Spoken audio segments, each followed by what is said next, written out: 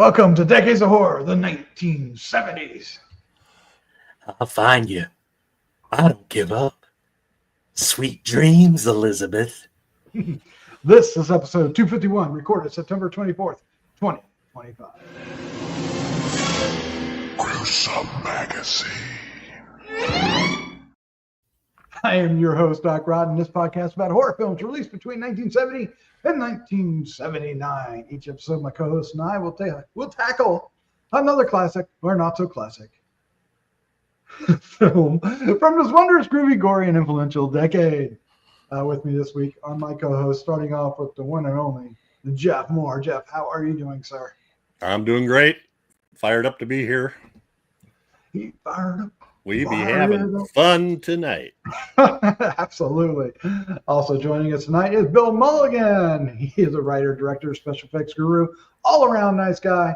And yes, as you can see, if you're watching this, a published author. Crushing my heads. I have Rom from Falstaff Books about demons and lawyers, and Vampire Hunters, an incomplete record of personal accounts, a short story in there. This is an anthology of all kinds of vampire stories throughout history. Pretty cool stuff. Honored to be a part of it. I'm doing fine. Excellent. Also joining us tonight is Chad Hunt, comic book artist, co-host of Decades of Horror, the classic era, and 80s and 70s. Well, he's all of them. He's also a writer, director, and other things. He just kind of does everything in cinema, don't you? Jack of all asses. Yeah. I mean, hey, Jack of all. There you go. That works for me. Welcome, sir. How are you doing? I like your shirt. Thank you, sir. I'm doing very well. Very well. I'm all hopped up on Mountain Dew. So. All that caffeine. All right, Jeff. Before we get started, we are going to be reviewing a little film called Someone's Watching Me, so stick around for that. But first, Jeff, you have some words about Play Now Media.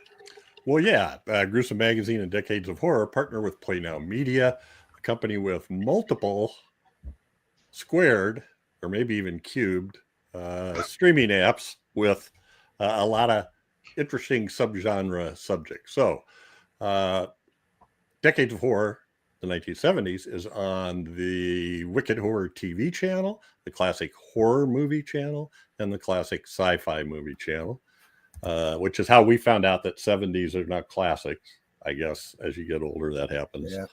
But anyway, pretty soon there'll be antiques from the 70s. At any rate, we do have a promo code for that. So what you get with the promo code is 20% off your first payment. If you do the monthly plan at $7.99 a month, you'll get $1.60 off your first month. If you do the annual plan, it's $60 a year, and you would get 20% off that, $12. So $48 for a year. The promo code is DOH70, DOH all caps 70. And you need to be a first-time subscriber, and you have to subscribe through their website. So if you go to playnowmedia.com, and look under there, I think it's under apps or maybe products, then you'll find a listing and click on the website for the one of those three that you would like to subscribe to. And even if you don't, it's free with ads. So, hey, check it out either way. People are most familiar probably with Tubi. It's a lot like that in terms of how it works. Free with ads, pay a subscription, no ads. Although Tubi doesn't have that option, I guess. No, they don't. Never mind. Remember where you are and stuff like that. All right. As we mentioned earlier, thank you, Jeff. I'm in Iowa. Where are you? Oh, you mean on the movie? Okay. Wow. Okay. Good. All right. We are here to review Someone's Watching Me from 1978, directed by John Carpenter. At one point it was considered a lost John Carpenter film, but we'll dive into that later. But first, what we're going to do tonight is we're going to give you our first impressions. We're going to follow that up with some information about the film, some taglines and some posters and some other stuff, and then we're going to kind of deep dive into the film, the cast, the crew, and parts of the film that we really enjoyed and some neat things that happened. So look forward to all that. And then, Jeff, we have feedback for the end of the show. We do. And excellent. So stick around for that. They are always great. We recommend it. All right. So let's get the ball rolling. We'll start off with our card. And it says, Someone's Watching Me, 1979, written and directed by John Carpenter. The cast includes Lauren Hutton, Adrienne Barbeau, David Burney, Charles Seifert, James Murtaugh, and Len Lesser. Production company was Warner Brothers Television. Filming location is Warner Brothers Burbank Studios and on location in Los Angeles. Filming dates are 10 to 18 days in April of 1978, and the release date was November 29th, 1978. The budget was $3.5 Oh million. no! I don't understand this. There's a twin me that deletes this stuff because I swear I remember deleting that. But anyway, yeah, ignore the budget and the box office because it's a TV movie. All right. Yes, that's what I was thinking. I was like, where is it? Where? All right. Synopsis is, a woman is being watched in her apartment by a stranger who also calls and torments her. A cat and mouse game begins. And by the way, before we go any farther, I misspelled his name. God, how many errors on one card? Charles Cyphers with an S. Pluralize that boy. All right. No, it's fine. It's fine. It's all good. That's fair. If you told me to spell Adrienne Barbeau's name, I'd have to probably do it 100 times before I hit it right. So. Oh my goodness. Adrienne B. All right, let's take a look at some. Well, no, but before we look at posters and stuff like that, we're going to give our first impressions, right? So let's do that. We're going to start off. Who picked this? Jeff did. So Jeff, let us know what your first impressions of this film was. When did you originally see it, and does it hold up today? I saw this on TV when it first aired, and it freaked me out because. The first time, I don't know, I was kind of watching it. I don't know that I was thinking a whole lot about it. I didn't know John Carpenter from, David Jones across the street. But he, the first thing that hit me was when you see the stalker run across the background. Yeah. And that freaked me out. And that was one of the first times I'd seen something like that in a movie like that, or at least that struck me. And so right away I started paying attention, and I think it's a really excellent script. I love the characters. I love the way that they interact. I love the way that he lets you know things about the characters without talking about it. You just see it. There's a little bit of telling and not showing, but it's done in a very good way, I think. And I think the cinematography is great. And I'll talk about that in more detail, but it's really, almost everything is really purposeful to create this sort of rising tension throughout the movie. So, which is what even now, when I watch it now, I don't think I watched it again since I first saw it on TV. It was kind of lost for quite a while. And now it's out on Blu-ray from, I don't know who, Kino Lorber, maybe. I don't have it in front of me, but anyway, I enjoyed the heck out of it, and I liked all three of those leads. I thought David Burney, Adrienne Barbeau, and Lauren Hutton all did really well. Do I keep going? So yeah, it's like a precursor to a slasher movie, only we don't get to see the slashing. We just get to see the terror and uncomfortableness of being stalked and people invading your space and knowing everything that you're doing. So anyway, I'll stop there because I'm interested in hearing what you guys have to say. There you go. Bill Mulligan, you're up next. When did you first see this? What was your first impression? And does it hold up today? I first saw it. Today's Monday. Yay! Yeah, so I had not seen this when it came out. I didn't know who John Carpenter was. It wouldn't have made any difference to me. And it didn't sound like it was going to be. Didn't sound like there were any vampires or werewolves in it. It's like I enjoyed the heck out of it. boy, it's so cool to see an early John Carpenter movie, a TV movie, not a lot of resources, but a good cast. And you can tell this guy is going places. When we do TV movies, a lot of times they're done by competent TV directors who have, earned put bread on the table by getting episodes out on schedule. Nothing spectacular. No reason to, waste time and money being with fancy angles and all that other cinematic stuff. That's for Kubrick. You can tell this young person, like this one and Steven Spielberg's Duel and Steven Spielberg's Night Gallery episode. Okay, you can see that this is someone who's young, hungry, and has been given an opportunity and wants to take advantage of it. It's very cinematic, unusually cinematic. For a TV movie, which works perfectly. The characters are great, shockingly ahead of its time in Adrienne Barbeau's character, who's openly gay and not creepy about it, because first of all, there were hardly any gay characters back then, and when they were, it was usually not a good thing. But even more surprising and progressive for its time was the reaction of Lauren Hutton's character to this revelation. Yeah, whatever. Not a problem. Moving on. Mm-hmm. Just accept it as just that's something that is of no great concern to her. And it's like, wow, that's a breath of fresh air, because you would think back in those days, if they even broach the subject at all, it would be a serious thing that has to be addressed for the rest of the show. And no, it was just moved on.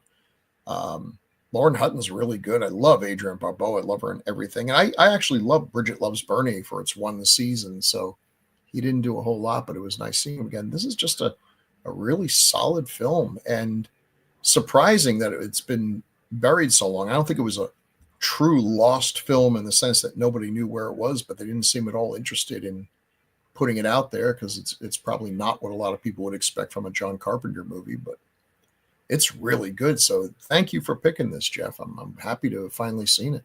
You're welcome. Yeah. So I think the killer was calling just a little bit ago. I don't know. Yeah. All right.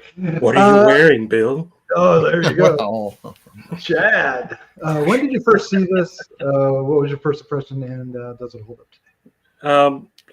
My first time seeing this is the day before yesterday as well. Being into Carpenter, I've always heard about this movie, or soon after I got into Carpenter, I heard about this, but I also read that it was a TV movie, and I said, well, I'll never get to see that, and then I just sort of forgot about it. So I had no idea that it had resurfaced on DVD and Blu-ray or whatever. So that was pretty cool news. So I was excited to watch it, and I kind of liked it. I liked it a lot. It showed a lot of what Carpenter had to offer as far as direction-wise in his future films. Like I think Doc one of you brought up the scene where the guy ran behind her while she was on the phone. That's pure Carpenter. The what else was I thinking of? That there's that scene. The POV shots where he's chasing her through the living room. We got that in the first Halloween film, and that hadn't really been done all that much before.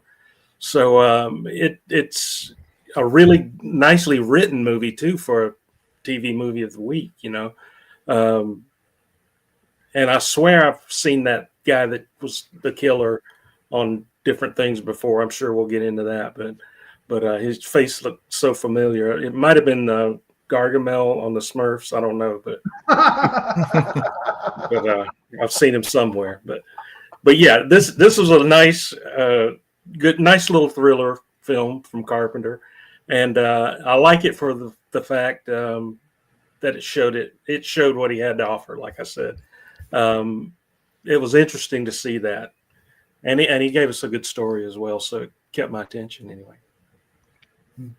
Yeah, I can't remember if I watched it. I'm going to pull this up now, Jeff. But this is when it aired and what it aired against. The Billy Jack movie, a Barbara Walters special, the end of a 2-hour 8 is enough. Something. Well, it was a very special episode. It must have been. It must have been. And the reason why I don't think I watched this is I think I watched Billy Jack. Of course you did. I think I watched Billy Jack. So I was right there with you, Doc. I wasn't missing a Billy Jack film for some crazy stalker. You know, now that I'm sure I was right there with you. Yeah. So I knew. Well, I thought I knew about this movie, but I'm not really sure I did. Yeah. So I think this week was the first time I watched it as well. And yeah, there's a lot of Carpenter in this John Carpenter film, early Carpenter. I mean, the film itself as a whole doesn't quite feel Carpenter yet, and it's probably because it's shot on a TV budget and it has that restriction to it. But this is I believe we're watching the European release because it was released in Europe as a film, right? Mm-hmm. So it's letterboxed. It's not TV ratio and stuff like that. 4:9, 4:9, 4 by something. I don't know. 4:5, right? 4:5. I'll start thinking in original comic page heights. I don't know. But regardless, it did have some signature Carpenter moves, or would become signature Carpenter moves. The ending is really tense. I was impressed on how tense the final act was in this. It was they did a really good job of that. It was a little white knuckly at the end. So I was impressed. I really enjoyed this. Does it hold up today? Well, it kind of suffers from being a TV movie a little bit, I think. So it's more of a curiosity piece, I think, in that respect. Although it's worth watching. It's really good. But again, it has that TV movie feel. It has that, the slow fades for the commercials are still there in there. And, you're kind of like, oh, it's commercial time. So it has that. But he, like Chad said, the point of view shots are in there. There's there are some really nice angles as well being used. The whole thing about looking out, the telescopes and seeing the other rooms, and when she goes up to the other tower and then looks back, it has that has a really interesting feel to it. So there's a lot to like about this, and of course, like Jeff said, the 3 actors in the leads are really, really strong. They're engaging. You care about them, and they do take some time to build at least our main character. And it's a mystery. You don't really know who the killer is for a good part of the film. So there is a red herring. There is, and it works. Yeah. It works. But you kind of know. But you kind of know it's a red herring. But at the same time, it's pretty you totally get why they would would think it was him. But anyway, I think if you're a John Carpenter aficionado or a TV horror aficionado, because there are a lot of horror films that went on TV in the 70s and into the early 80s, and this is one of the best as far as one of the best horror adjacent. You think it's horror adjacent? Because I think it is horror. Psychological. I kind of would chat on that one. Really? I think you guys are ridiculous. I feel like it's more of a thriller, I mean, it's a thriller, but I think it also gets more horror street cred because it's Carpenter. Yeah. And again, you can see the elements that in just a few short years, and it's just a few short years. The next thing you know, Wilford Brimley is sprouting tentacles and stuff. I mean, it's amazing how far this guy went in such a short period of time. There were 5 or 6 years where John Carpenter could do no wrong. Yeah, and did no wrong. Yeah, did no wrong. And then so then that means that every slasher movie that has the slasher die at the end is not horror. It's also a serial killer. It's a thriller. He's a serial killer. Yeah. So I I mean, I would don't say the see same. the point in putting dividing lines in this. No, we're The not. thing that I get at, the thing that I like about horror movies is exactly the same thing I get out of this, is that tension where I'm kind of holding my breath watching. I get a little more anticipatory as the movie goes on, because it's getting me a little more. I mean, I have no problem with doing things that are not strictly horror. I'll do every Harryhausen movie ever made. They're not horror, but they've got some spooky elements and they're cool. So, you know, Well, I think horror is more of a reaction to something disgusting, and this is more terror. yeah. I guess If- I don't know. All right. I'm starting to split it again. Like what Doc said. I'll be quiet.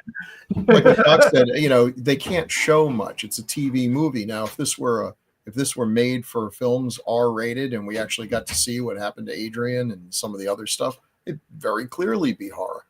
And I think that's one reason why I imagine a lot of people have trouble watching these, because they seem so mild now, and you say, but it was for TV. But now we live in a world where the show Hannibal was made for TV, and any 10 minutes of Hannibal have more extreme gore than most R-rated movies back in the 70s. So, you know, things have changed. It seems incredibly mild, you know, but this was suspenseful. It was.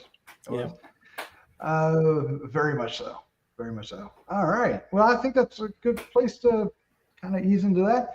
Down the road. Do we want to? Is Chad up next? Chad is up next. Chad's a hero. Now Put me in, coach. I can play. It's now time for taglines with Chad. Oh, this isn't going to take long. Are you kidding? Well, here's the problem. There were no taglines. I got waylaid. Well, there's one there, isn't there? There is one. I'm just saying you couldn't find any. I did, but I didn't have time to put them in. Oh my God. Wow. Here, read these at the top of this. I don't want you to add anymore either. I'm just complaining to be complaining. All right. You don't want to read that. They're in the high rise. Okay. Someone's out to kill her. Did you put them in? I can't do that. No, he just wanted you to read. I just wanted you to read it off the thing. I'm not going to sit there and make everybody wait while I type. I didn't have it. Read the one now that's we're on waiting. there. Everybody wait while I talk. The audience will be riveted during the typing sequence. No one will remain seated as Jeff Oh, types. especially my typing. Yeah. And while we're on the subject, the lost John Carpenter suspense classic, Never Before on video or DVD. That's true. Yeah. There's your tagline. That was it. That's just terrible. I apologize. See, that was not an actual I tagline should from have the made some 70s. up. I should, Because people would have been like, "Oh, the Right. lost John Carpenter. Who the hell is John Carpenter?" This is just probably wait. from around the aughts, you know. Yeah. Or does it say VHS or does it say I think it came out in 2007. If I Video or DVD. Or Betamax. that'd be the aughts. Betamax. That's UHF. Or It did get released overseas on VHS. okay. And video disc. All right. So Oh well, in that case, that's been taglines with Chad. Chad's our hero, cool and rad. With him reading taglines, they can't be that bad. Well, we went a long way for that, didn't we? I want some, yeah, I want some put it pizza. in. Stop it. All right, there we go. Wow. All right, here. What is? I don't remember. I like this poster. I just don't know who that is. Is that Yeah. supposed to be It's Lauren supposed to be Hutton? Lauren Hutton. Yeah. Well, I thought She it was looks the new about as- Species sequel poster. it's about as much like Lauren Hutton as David Byrne. Species sequel. Is that what you said? Yeah, she's got little bars Yeah. coming out of her back, and Yeah. Oh no, those are not bars. Those they're shades. They're But there was shades. I don't remember shades being in the movie. I remember the curtains. But anyway, why would you have shades in front of a wall? I'm just saying. could it be a door? Are you kidding? Don't you watch these remodeling shows? No. Oh, wall treatments and you know. I put AstroTurf all over your house. Ooh, I put a whole bunch of crap on my wall so And that then- I can spend an hour every day dusting. Yeah. And if they are shades, they're not very good. Look how far apart they are. Yeah. Regardless. But that isn't what this show's about, is it? This is a questionable. I don't know. DOH Home Improvement. She's also holding the blade all wrong. Oh my gosh! Home remodeling horror stories. Sorry. Yeah. It One has thing I don't Warner like Brothers about- at the bottom. It must have been a. I don't know. This- What was this for? I mean, it looks like a real movie poster, so maybe this is the one they did in Europe. Except they have John Carpenter's up at the top, and they would not have done that in the 70s. No. So this has got to be. That's got to be. Is that a Warner Brothers logo down at the bottom? Yeah. Or- Yep. Distributed by and Warner yeah, Brothers. that's a DVD or CD or CD, UHS Well, VHS didn't. or VHS. I'm sorry. They didn't make one. But anyway, so here's the next one. It's also John Carpenter's, so this is not Well, They're from the creator of Halloween. Now, wait a minute. Oh, that's right. It Halloween after came all. out about a month before this was released, even That's though right. they filmed it later. That's right. But was it a hit right away? Did it Like blow? It was a Halloween? slow rollout. Halloween. Yeah. I I never don't know. really.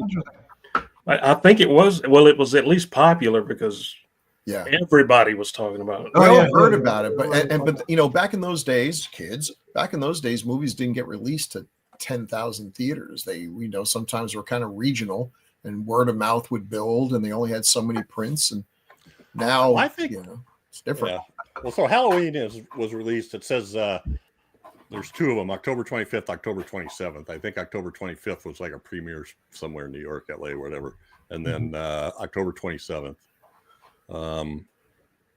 Yeah, and this was November 29th, right? Yeah, so a full month ahead. Interesting. Yeah, I don't know if they'd had time to put that on there or not. We'll see in a minute. You know what I Okay. don't like? I love this one, but I don't like the exclamation point. I never like it when titles do that. Look at how Question marks are okay, but exclamation points are trying a little too hard. Like, I'll be the one to decide whether it's exciting or not. Thank you very much. It did work with them, so. It did work with them. Yeah, you're right. But I know what you're talking about. It sort of almost takes away from the seriousness of it. Yeah, someone's watching me. Yeah. But this is beautiful, and I did love that You shot. put jazz hands into that. That was awesome. Yeah, this is really good. This is a great shot. And this is one of those cinematic shots that I was talking about. It's a beautiful. He had a lot of choices on how to shoot things, and just, how do you show a person looking through a telescope? Well, one way is that deep focus with the telescope right up in front, and probably takes a little more time to set up a shot like that, but it's effective. And it I adds wonder, up. is this that can't be like because never mind. I was thinking that it was supposed to be the door, but there's no. That's great. When she was that's hiding the under grate. the grate. That's right. She's hiding under the grate. That's She's not looking close. up, and that guy's standing on Yes. top of her. You're just waiting for that cigarette to pop her in the face, and by God, it does. Yes. Oh man. And I but felt bad for her when that happened. Yeah. I'm sure it wasn't lit, but oof. Look, the color and the attention to light and shadow here is really strong. Mhm. And then there's this one, which is That's the same one, only that's a French poster. all right.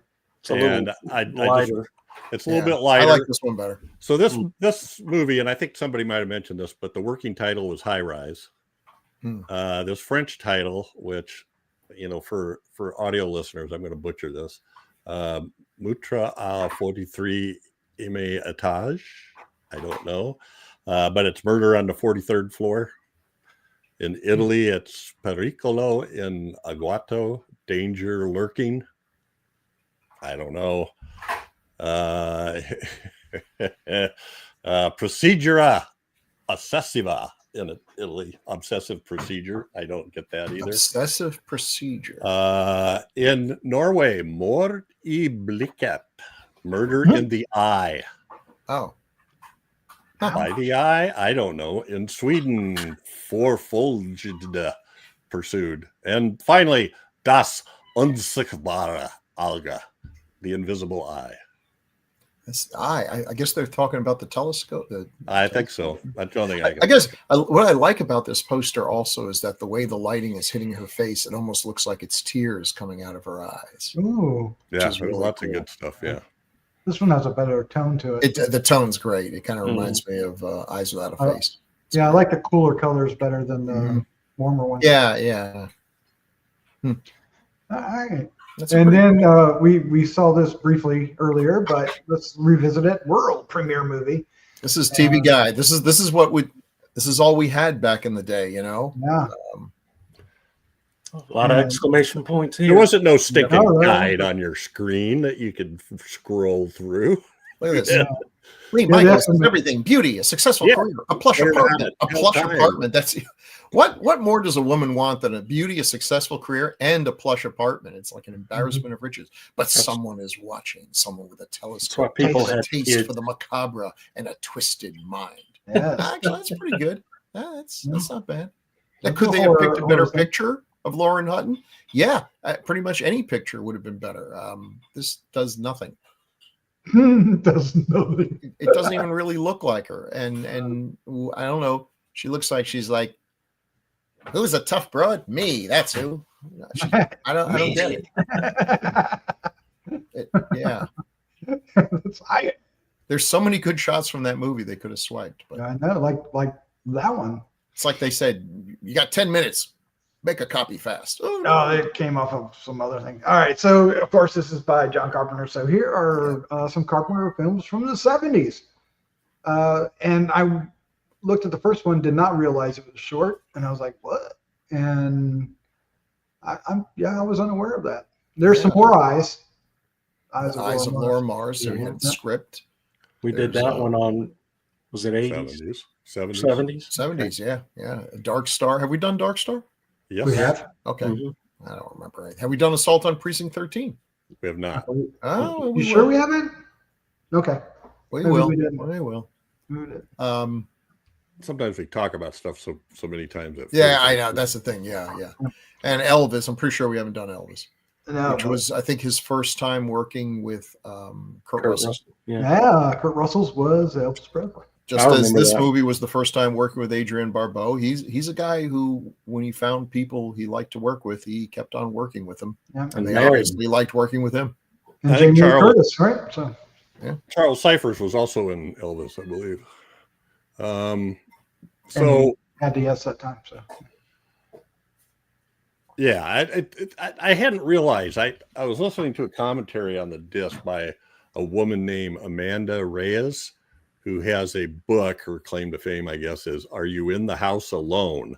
A TV movie compendium, 1964 to 1999. I just now been looking at it. I'm trying to decide whether I want to buy it or not. But she knew what she was talking about. And there's a reason I brought that up, but I don't remember what it was. What did you just say before that? About John Carpenter liking to work with the same people. Charles Cyphers was in Elvis. Yeah, never mind. I don't know why I brought her up, but it'll come to me. Right, as you close your eyes to go to sleep, and, everybody get back on. After we get off, for sure. Yeah, Yeah. sure. Well, I was shocked at. I guess maybe this is what it was, because she started talking about all the stuff he had written. I didn't realize he'd written so many different things that I didn't know anything about. I mean, you can start with a more recent one is Ghosts of Mars. But then movies in the 91, Blood River and El Diablo, 2 TV westerns. and Eyes of Laura Mars. Co-wrote Black Moon Rising, and there's a couple other ones in here. Better Late Than Never, Zuma Beach. But look how busy he was. 78 was his year, so he had just recently finished Assault on Precinct 13 in 1976. But then Eyes of Laura Mars came out in 78. Halloween came out in 78. Someone's Watching Me came out in 78. And this Zuma Beach thing came out that he wrote the screenplay on. All those were in 78, which is kind of like he had to be like pinching himself at that Oh, point. yeah. I think. What more can happen? Then he meets Adrienne Barbeau and Mm. they hit it off. It's like, wow, Mm. life don't get much better than this. She said that he asked her at the wrap party. He said, "Now that I'm not your boss anymore," and that was when she found out what he thought of her. Nice. Interesting. All right, so let's look at some of the cast here, and I guess this is our leads and a couple of extras. Yeah, you've got for good measure. David Burney in the top picture. David Burney's on the left. The guy next to him is a cop, I think. I'm not sure who that is. Leaning over, looking through the telescope, is Charles Cyphers, who's in tons of. We have a slide, so we'll see that. Yep. And then Lauren Hutton, and then Adrienne Barbeau. Yeah, and they look great. All right, so let's jump into Hutton here, and some shots. There's the shot everybody's talking about at the top. If you're listening, it shows the perpetrator running behind her, and she's not seeing it. She's on the phone. That's a great shot, by the way, because you don't see it coming. Right. And it's really nicely laid out, and that is a very good way to pull off that whole thing there. Mm-hmm. Very good. Yeah, and that close-up he has where she's looking through the telescope, that's a hard shot to get. Yeah. That's really... So you need a good cinematographer. Yeah, get it nicely lit. Jeff's got a few things to say about the cinematography. Well, and just to point out on this stuff, on these shots, because I started watching this because the commentator was talking about it. The camera is moving a lot. Mm-hmm. The camera is very seldom stationary for very long, and it will follow somebody out into a room and then go pan back and then follow that person out. Or there's a great shot that, I don't know, maybe it's always like this and I just never looked, but when David Burney and Lauren Hutton were having dinner at her place, and so we start out with a shot of the two of them sitting, facing each other, and then the camera very slowly starts to, I don't know if it was moving in or zooming in, but while it's doing that, it's sort of, he's going out of the picture and it's going closer and closer to Lauren Hutton, and then he says something, and then it comes like back here and starts zooming in on him. So there's like this, every time you make a cut to one of these people, the camera is like zooming in or moving back or swinging around, or I just thought it was amazingly effective. And the idea of, the thing that's nice about this is we have this strong, capable female character that doesn't have any problem getting rid of the sleazeballs. Like, I don't forget what was that one guy's name, Steve, or the guy that comes up to her in the bar. Also has no trouble going up and introducing herself to somebody in sort of a quirky, memorable way to David Burney in the bar. And then putting the telescope together, all these things. She was such a competent person all the way through. She was very competent. And then just all these weird, there's even a very short, I don't know whether you call it a Hitchcock or a Spielberg zoom now, when she realizes the guy's watching her through the window. He says something to her, put the robe back on. Or take the robe back off. I like you better without the robe. And then they do kind of a, however that works. The Hitchcock. Yeah, it's very short because the apartment's not that big. The other thing I noticed, and then I'll lay off this, is as the movie went on, when you first see that apartment, it feels very spacious. You're like against the back wall, you're moving through places. It just seems like, wow, this is a great apartment. As the movie goes on, it becomes more and more claustrophobic. You start getting shots down hallways, or only showing, up against the wall, showing part of the room, and then you pan over and see the telephone and her in bed, and then I think it's literally almost magical the way they manage the mood, I think, with the cinematography.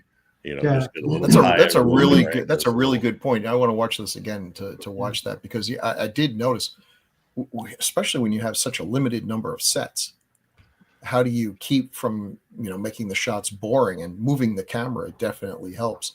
But I'll bet you're right. I'll bet if I look at this, you'll see that they frame it and use the different focal lengths and everything to create a feeling of claustrophobia as she's increased. I mean, when she first gets in there, it's spacious. it's a plush apartment that's in the ad. But as time goes on, she's now trapped here. She's trapped, and there's a guy who's watching her.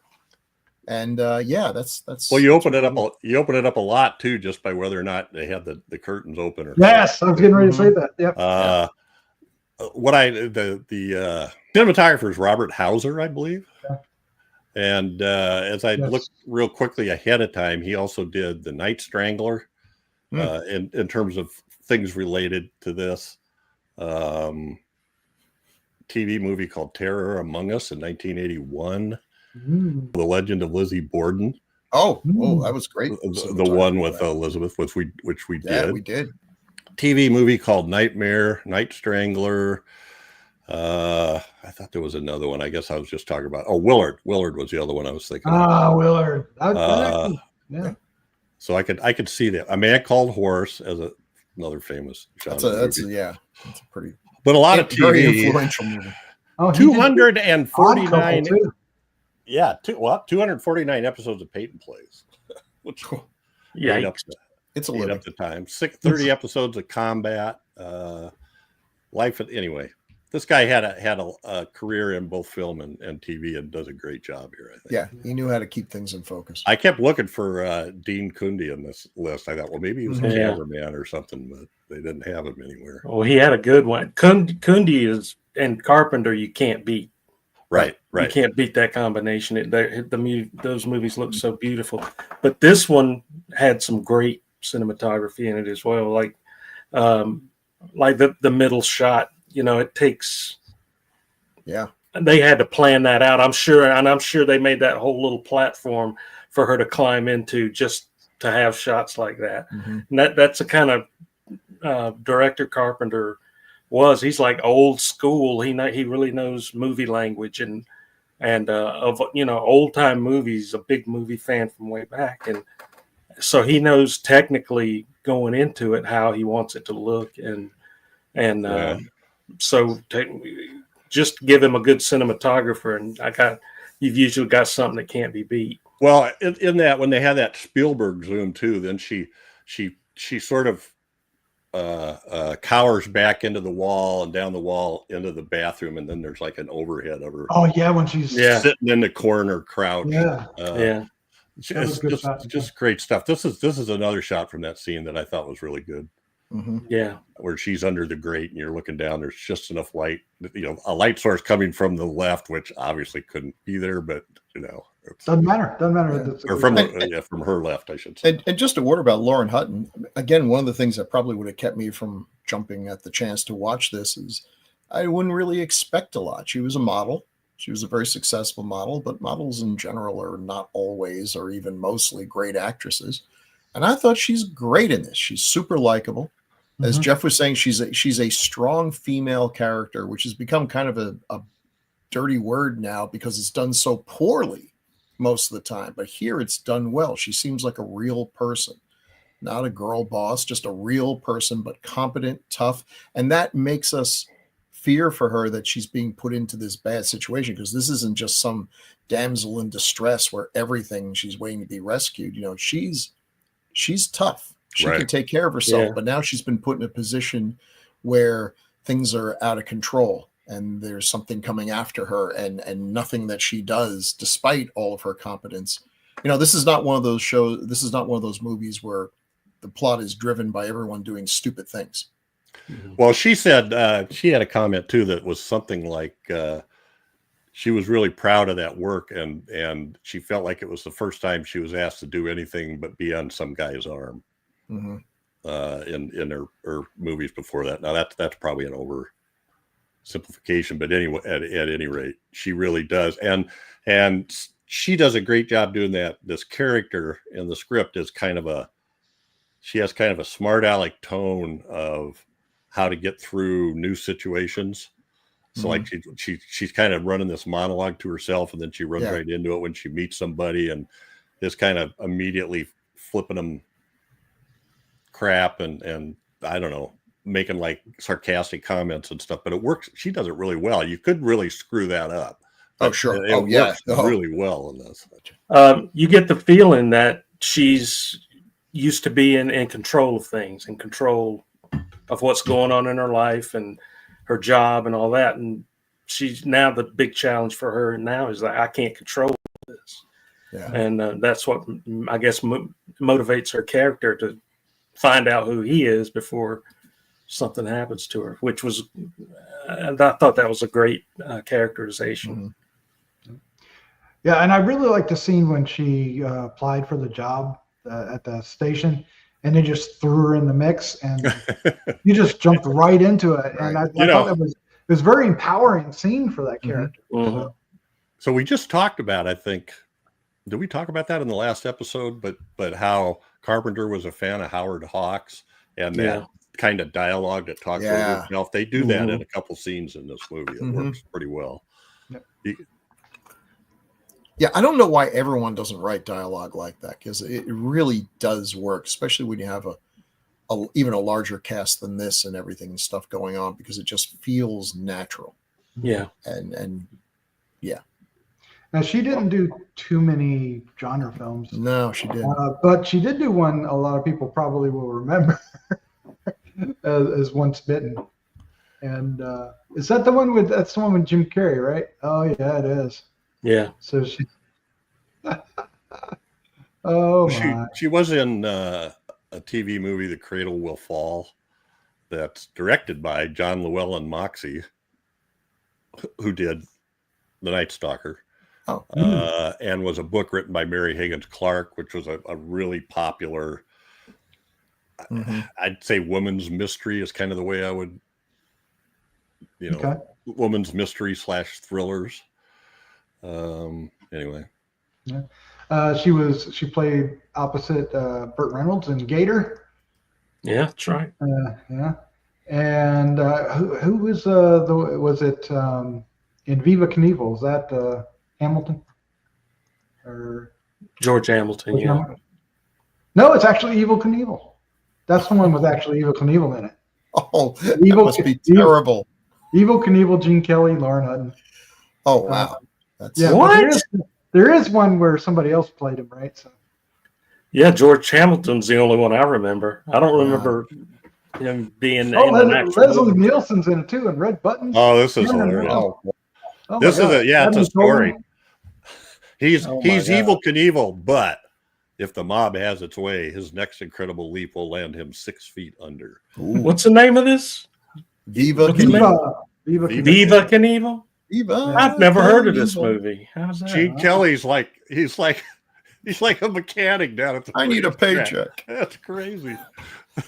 I wonder if this is one of those. It's always great when you have movies where actual people play themselves badly. Yeah. And you're like, dang, Muhammad Ali, you're like a great actor when you're being interviewed by Howard Cosell, but we ask you to play Muhammad Ali and you're terrible.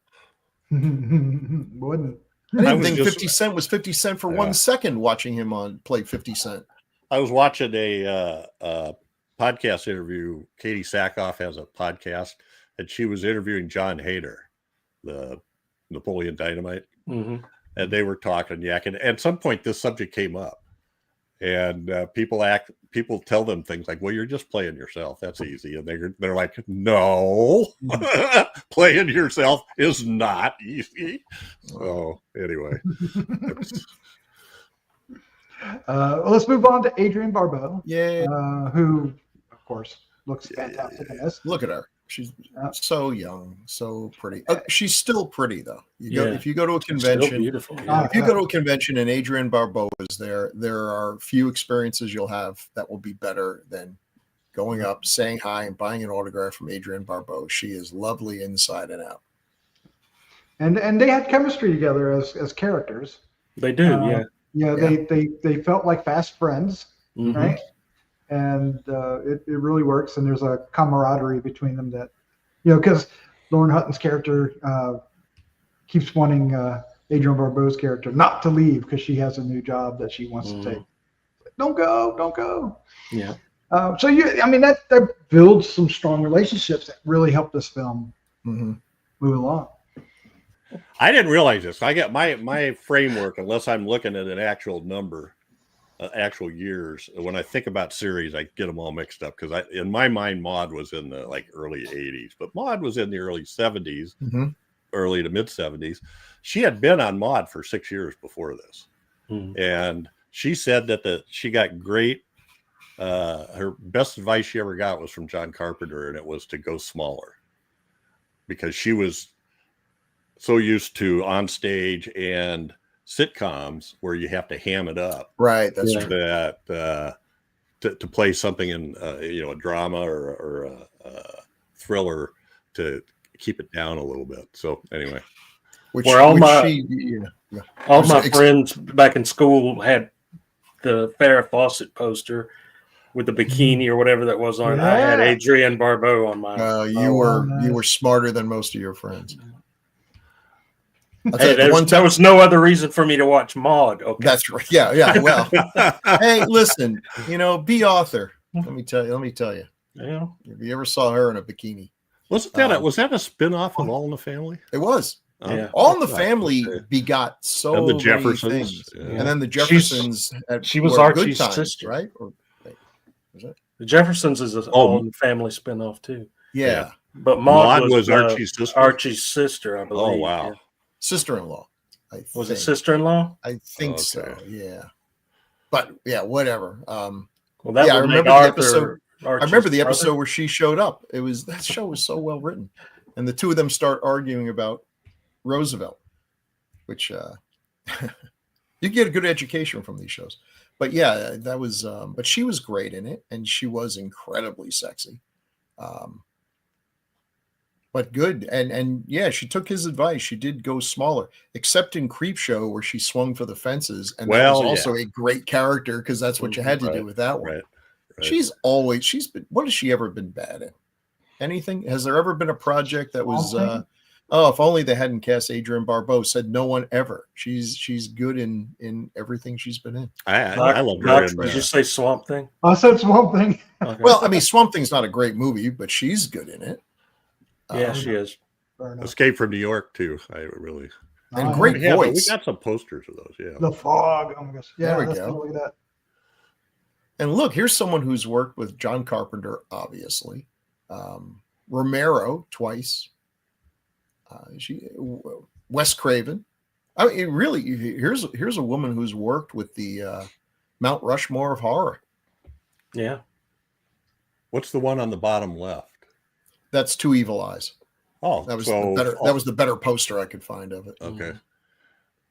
Argento was in that too, but maybe she was in the one by Romero. Weren't there two directors? Yes, but I think she was in the Romero one, because otherwise that'd be great if she'd work with Argento too. Oh man, yeah. But and then her voice, you've heard her voice in a number of cartoons. Like she played Catwoman, the voice of Catwoman in the Bruce Timm Batman. Yeah, the original series, the original animated series. She was in a TV show recently, Duster, that was on HBO. Duster. And what's interesting is that she walked into a scene where another person, because it takes place in the 70s, but another actor was playing her younger self. But she wasn't playing herself; she was playing a character. But there was an Adrienne Barbeau character because it took place in Hollywood. Oh, that's funny. Yeah, it was really cool. I was like, oh wow. She was great in Carnival too. Another one. Oh my God, that got canceled way too soon. That series, I need to revisit that one. I remember loving it. Yeah. We love you, Adrienne. Yes, we do. Nice lady. Yep. I'm trying to think that there's got to be some more stuff, right? I think one of the best Cannonball Run. Oh yeah, she was one of the best conventions I ever went to. They had Adrienne Barbeau, Meg Foster, D. Wallace Stone. All right, I mean, talk about an overdose of niceness. There is no one that could cancel out that niceness, except that Gary Busey was there. So it was a buttered sausage. Well, it would be entertained. There'd be some entertainment there. Oh yeah, there'd be some David indeed. All right, let's talk about David Burney. And I had to ask, wait, who's he married to? And it was like terribly obvious. Yep. And somebody say who it was. Meredith Baxter Burney. There you go. They divorced, and she became Meredith Baxter. Yeah, I forgot that she was a Bernie. Yep. And they were in Bridget Loves Bernie, right? Weren't they? Wasn't she? I think Bridget? so. Yeah. I she- think they were a couple, and that's how they met. And, Yeah, which show you how things are different. It was a controversial show because, and I hope you're clutching your pearls now, he was Jewish, but she was a Catholic. No. Rich Catholic and Jewish cabbie. No. Yeah. Oh my gosh. That might still even be. It writes itself. given the world today. I feel like if I were to describe to my students, like, okay, so this is what they'd be looking at me like a hand was growing out of my head, like, and so what? What was the? Yeah, it's like listen.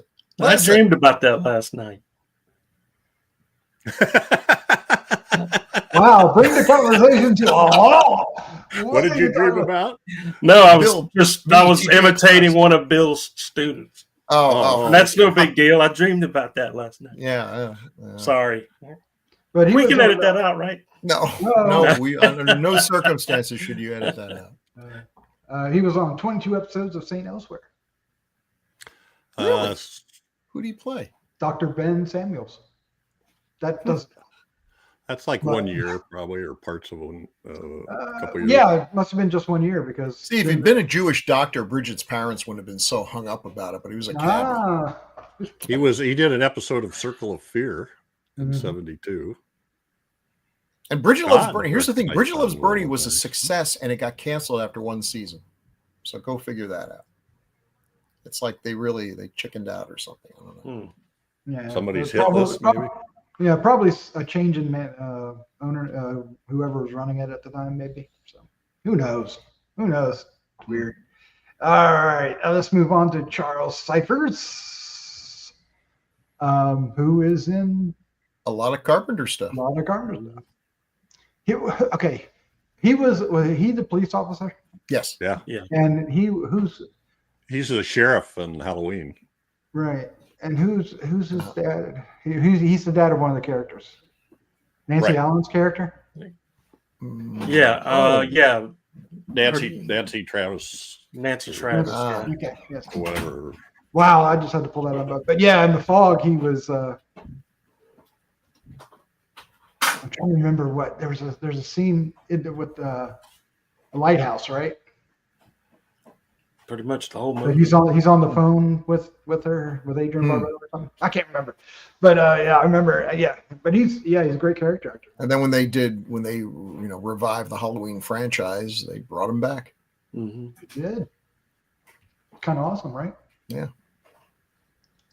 Oh, that was another thing that was thrown in here. That, and if you're a fan of Halloween or Halloween 2, you'd know. And toward the end, first of the movie, she called the sheriff or called some law enforcement, and the guy that answered the phone says, "This is Officer Tramer. How can I help you?" If anybody remembers Ben Tramer from Halloween Yep. and Halloween 2, There was a lot of that in here in all sort of horror, connections. Like for instance, Arkham Tower. Mm-hmm. That's an obvious one. And Lee, they thought the name might have been taken from either Janet Leigh or Lee Brackett, who was a big writer at the time. I'm trying to remember. There was a bunch of other ones. Oh, the opening credits. They said were kind of a tribute to Hitchcock's North by Northwest and Salt Bellows types of credits. It was a big, what do you call that? Vanishing point kind of design with the framework, and then the stuff zoomed at you. And, yeah, but in this case, it was the high rise itself. and I Well, a don't know lot of who this other seems to owe a debt to Hitchcock. Rear Window. Rear Window illusions are pretty obvious. Yeah, no kidding. Yeah. Returning back and to Leone, the apartment manager's name was Leone, Sergio. and he wrote, Carpenter co-wrote Once Upon a Time in the West. Mm. Oh, really? Really quick, returning to Charles Cyphers, he recently passed away on August 4th of this year. Oh wow! And he was 85. He seemed like a really nice. The Blu-ray had maybe a 7-minute interview with him. Like one of those old spots they do, and he seemed like a really nice guy. But he talked about how he got hooked up with Carpenter and Assault on Precinct 13, and then just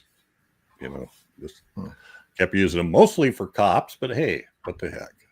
Yeah, I like it when that happens, when a director has certain actors that they like to work with over and over again. And Tarantino does that. Yeah, it still happens today, right? So, sure. Look, what is the Witch director? I can't remember his name. Eggers, yeah. So he uses the same actors over and over again. So. And it really feels, it gives it that old Hollywood feel when they do that. Right? Yeah. Jeff, did you say John Carpenter co-wrote Once Upon a Time in the West? I think so. Or am I getting that? I think maybe it was Argento. Oh, you're right. That was Argento. Well, there was some connection between him. Yeah. That's all right. I apologize. Wow. I'm glad you corrected that. Thank you. Somebody else would have. Yeah. Jerry. All right, let's take a look at the bad guy here, Jerry. And what did you say? He was the guy from the Smurfs? He looks like Gargamel. Yeah. I think Chad's onto something. Yeah. I didn't even think. I was like, do I recognize him? And I don't even know who the actor is. Well, he's a great precursor to Michael Myers because his movements in that last scene are kind of stiff and not natural. When he stands there like that too, he's like it's almost like he's a faceless. Yeah, I thought that too. Anyway, I like that because if they made this movie now, I'm 100,000% certain the killer would have turned out to be David Burney. I was almost waiting for it. It's painfully obvious, right? We've seen it, and Eyes of Laura Mars. That's kind of what happened. But this guy, the big revelation is, no, he's just some creep. He's not anyone that we need to know. He's a creep. He's just a guy. And also, we don't get to hear his origin story because I don't care. I don't want him monologuing. It's like, oh, my parents beat me because, like, good. Die already, all right? He is what he is. You knows don't know what all made him this way. Yeah, and you do know he's done. I think there was 2 other ones. Didn't they come up? There 2 or 3. Yeah. The one right before that we hear him say, "I never give up" to her, in like the opening scene of the movie. He's talking to her on the phone, and then the next scene where we meet Lauren Hutton's character on the radio, they're talking about this woman Elizabeth that fell to her death from 9 stories. Yeah. And so you get the idea that's the same one. So anyway, then that creepoid Steve uses the line when he walks out from her in the production room. I won't give up, which is there's another little slight. I didn't even think about that. Yeah. Slight, what do you call it? Red herring, I guess. Very slight, but And then he was HR got him and fired him before he could. That's true. Find out he did. So this guy that you got on here, Harry, he plays Harry Styles. His name is George Scaff. Harry Styles. That's his character's name. Or is it Harold Styles? I was going to say that's a singer, right? Harry Styles. Right? Okay. Harry Styles, Herbert Styles. I'm sorry. All right. Not that it would have been a problem, but anyway, he was in what did I just see? Exorcist 2. Why am I not on the right page? But go way back to the beginning of his credits. And he did Man Beast. Oh, wow. And The Incredible Petrified World. Oh, this poor man. For Jerry Warren. Oh, wow. And he kept on John working. Carradine and Robert Clark. Oh, it's awful. The Incredible Petrified movie. One of the worst. One of the dullest. We'll never do it on classics. It's that movie. 3.1 on IMDb. That's all from Mrs. Jerry Warren. Probably. It up. Well, he also directed Man Beast, which has a 4.2. Ain't good, but it ain't petrified. Yeah, wow. You start working with Jerry Warren and you end up with John Carpenter. Well, that is Yeah, that's good. Good advancement. I bet he But left those tons two of, off the resume. He's in a lot of TV shows. He had a part in Frogs. There you go. He played a character named Stuart Martindale, and I don't remember who they are right now. I'm trying to remember how he died. 3 episodes of Kojak. I thought I saw some other ones here, but that's enough probably. Well, we didn't mention the actor that played the red herring, right? The red herring. Steve? The guy across the street, Len Lesser. Yeah. He was one. He was one too. Yeah. Yeah, he's a great character actor. He was 198 credits. Just every TV show ever made, probably. He was in a Night Stalker episode. Yes. Not one of the better ones, but yes, he was. Yeah. He did some henchman in Amazing Spider-Man. He was a henchman. Yeah, but I think he's in Kelly's Heroes. Yes. Papillon, he was a guard. Yeah, he would have been a good guard, that kind of a guard. But that's what I always think. When I see him, to my mind goes Uncle Leo. From Seinfeld, yeah. From Seinfeld. Oh, yes. I think that's where most people would know him from now. And he only did 14 episodes. That's Uncle Leo, but he's such a dominant character in those.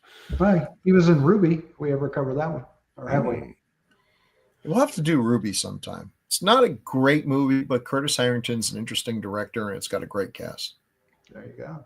And I think it's one of those movies that probably could have been a pretty good movie, but was really screwed around with by the studio.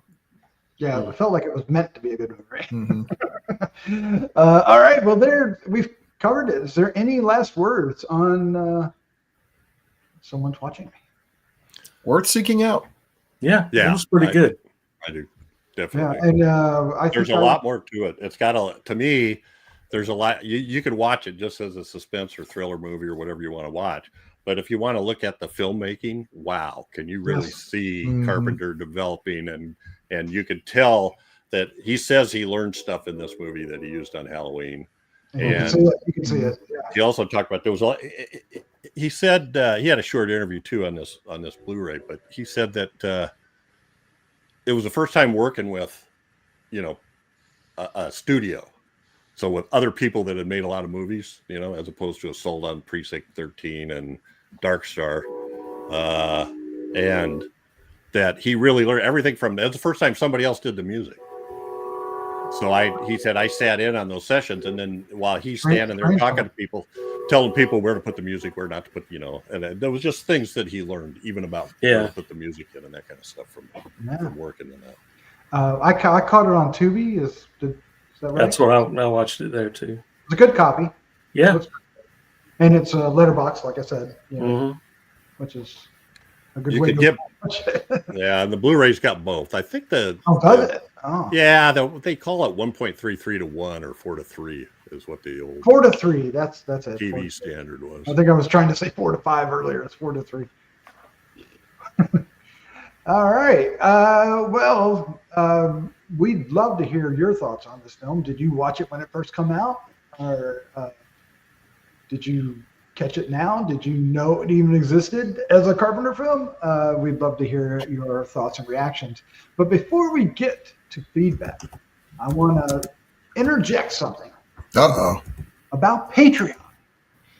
Was it? Oh, you mean verbally? Verbally, yes, hopefully. And then in the past few years, we on Patreon, we covered all 20 episodes of Kolchak the Night Stalker, and they're still available on Patreon and Patreon only. So if you want to go check those out, it's only $2 a month, and you can get all 20 of them. So check them out. But we're getting ready to do another series. The series has been chosen. We announced the series on the last episode, but it is Night Gallery. Ooh. And I am going to put it out here, and now we got to figure out how. We're going to try to put the first episode out around Halloween. Nice. Yeah. And then we're going to do and I guess that will be the movie, even though it's in. That makes sense. Even though it's 69, we're still going to do it here. But maybe we should have some of the So Daphne is. Daphne on here. So We'd have to figure out another night, which we can do. But I mean, it's a movie, so it's not just one 30-minute episode. So I think that one is going to be a little bit longer than the rest, so it works. But if you want to catch that, it should be. I'm not sure when this episode actually hits the streets, but it shouldn't be too terribly much longer. And we invite you to join us on Patreon to catch that. And there's 3 seasons of Night Gallery, and it's 52 episodes. 52 episodes. Oh, that'll take us a while. We're the old men. Yes, Yeah. and I'll have a long bushy beard. we might do it for a couple years. But it's got a lot of great character actors and guest stars in it. And a couple of the episodes are known to be some very frightening TV episodes. Some early Lovecraft adaptations. There's some really cool stuff. Doc, where can one view these? That is a good question. We probably should have checked that out before. Well, we might have to figure a way. I have a disc. I do too. The whole set. Yeah, so I think they're available digitally. Gotcha. I'm not sure how much they are per episode or whatever, but they are streaming on certain platforms. But Bill Mulligan, you live close. We'll figure it out. All right. This actually says, let me see here. Oh, no. That's pay-per-view. I got a Blu-ray player. I want to be just like Jeff. Well, they still have them on, who has them? Kino Lorber put them out on Blu-ray. And I forget what it is for the 3 seasons. I found it at on a half price sale, so I was happy to buy them. So, but we'll figure it out. Talk to me, Bill. Talk to me, Bill, offline. We'll figure it out. I know people who know people. Sometimes things fall off the truck, you know. You never know. Little hanging fruit. All right, moving on. Jeff, I believe we have some feedback. We do. Just a couple, but one was from Jerry. Oh boy.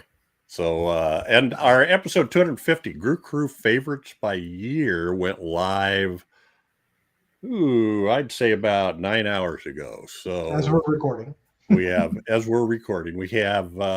2 of those. So the first one is James Harris, and I'm trying to figure out who wants to. Let's have Bill read James Harris. I don't want Bill to read. You don't want him to do Chandler? No, no. Does that mean I'm besmirched? Okay, fair You're enough. James Harris. I'm James Harris. Hi, Grue Crew. I wanted to offer a sincere congratulations on making it to your 250th episode. Thank you. It is quite an impressive feat and certainly displays your love and dedication for the horror genre. I hope that Gruesome makes another 250 episodes. Oh, now he's cursing us. Cheers. And then he has a whole bunch of emojis. I can barely see. One of them looks like an alien.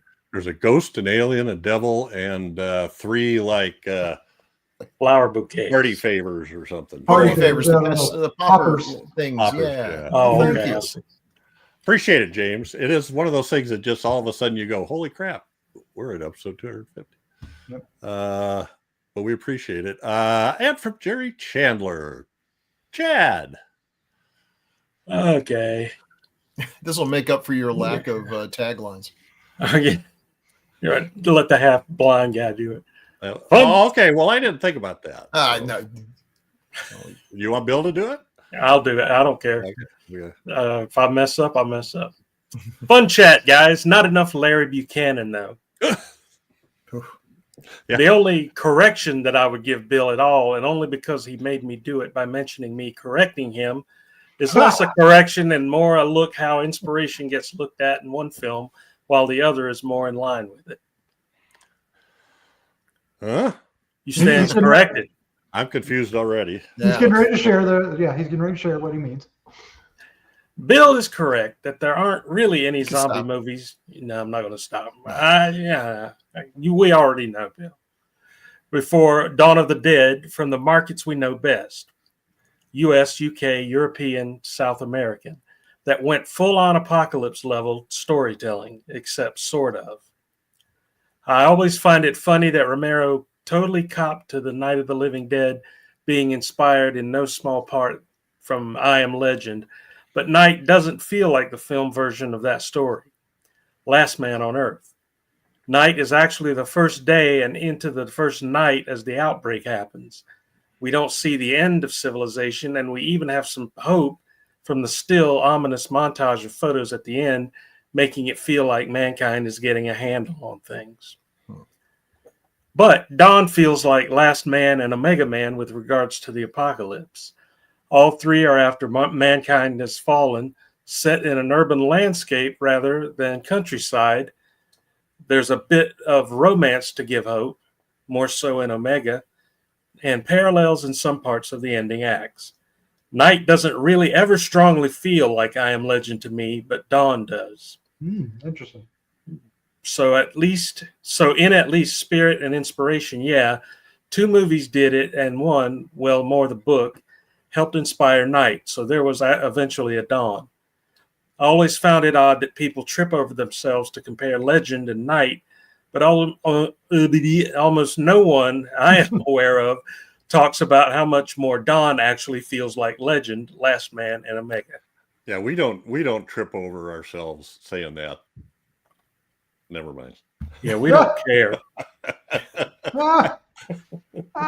Well, since he brings it up, I was thinking about that. It's like, what would be the first real Jerry trips over himself. zombie apocalypse kind of thing? And actually, there was one I hadn't thought of, and I don't know why, because it's like my second favorite director, Terrence Fisher's The Earth Dies Screaming from 1964, where the Earth is pretty much, humanity has been destroyed, presumably screaming, by a bunch of robot zombie-like aliens. It's a super. I love the ambition. I love the ambition of those post-war British sci-fi movies where they didn't have 2 quarters to rub against each other, but they're going to do an apocalypse. And that one. So that Best movies are made that way. Whether Romero ever saw The Earth Dies Screaming, I don't know. Well, I appreciate Jerry's. What's the word I want? Insight. I was thinking more like mind, but anyway. Oh wow! Just toying with us, Jerry, pulling our Jesus, strings. You think way too much, because literally, I don't buy anything that you said, but I know it's true to you. So okay, that's okay. That's okay. You're just encouraging him to write a second. I know. Oh I my am. God. No, oh my gosh. Oh, that will explain in more detail. Yes. Right. What Jeff doesn't understand. ... Yeah. Well, that's true. I know. Yeah. I just don't. That could be a long letter. Movies. I never really thought too much about that. Oh man. Anyway. All right. Well, there you go. That's our feedback for tonight. We encourage you to give us more feedback. We'd love to hear from you. And Jeff, how can they do so? The best way is to leave comments on the Gruesome Magazine YouTube channel, or you could just send an email to feedback@gruesomemagazine.com. And we also have a Facebook group you can leave comments on. All right. Excellent. Do that, please. We'd love to hear from you. We do. And thanks, Jerry and James. Our next episode is in 2 weeks, and it's my pick this time. And we are doing Dead of Night from 1977. It's Dan Curtis and Richard Matheson writing or inspiring, or maybe even actually writing the script. I don't know. I hadn't looked that far into it yet. This is a TV anthology, but it's also pretty damn good from what I remember. At least 1/3 of it is pretty damn. Kind of a cousin to Trilogy of Terror. I think it follows the Trilogy of Terror template to a T. All right. Well, I'm excited to actually dive back in and refresh my memory on this one. Looking forward to it. You guys? I was disappointed because I went to order there's a brand new Kino Lorber Blu-ray of this. Yes. Dead of Night with tons of stuff on it. Yeah. It doesn't come out till October 28th. Oh no. Do we want to push it back till we have it? I don't know. I think no. Well, we're fine. All right. So it'll be a shorter episode that way. Hopefully they'll fix. I'm sure they fixed one of the big errors with one of the video tape releases, which is they put the cover is different. The cover is the shock ending to the best scene. The best Oh, scene. no. The cover on the Blu-ray is different. Yeah. Okay. Genius. All right. Well, there you go. That is episode 251. Thank you all for sticking around. We hope you're hanging out with us right And now. We're going to say goodnight. And don't get mixed up because there's two other movies called Dead of Night that pop up pretty readily. One is the anthology from 1945. The other, I don't know anything about it, but it's like 75 or 4 or something. So don't watch the wrong movie. Yeah, just make sure Dan Curtis's name is on it somewhere. Yeah, Richard Matheson is. You're right about Richard Matheson too. Yeah. All right. Well, Chad, Bill, Jeff, thank you for joining me. As always, this is a lot of fun. Thank you. Yep, fun for show. Oh, show. Okay. All right. With that, let's say goodnight. Night. Everyone. Good evening.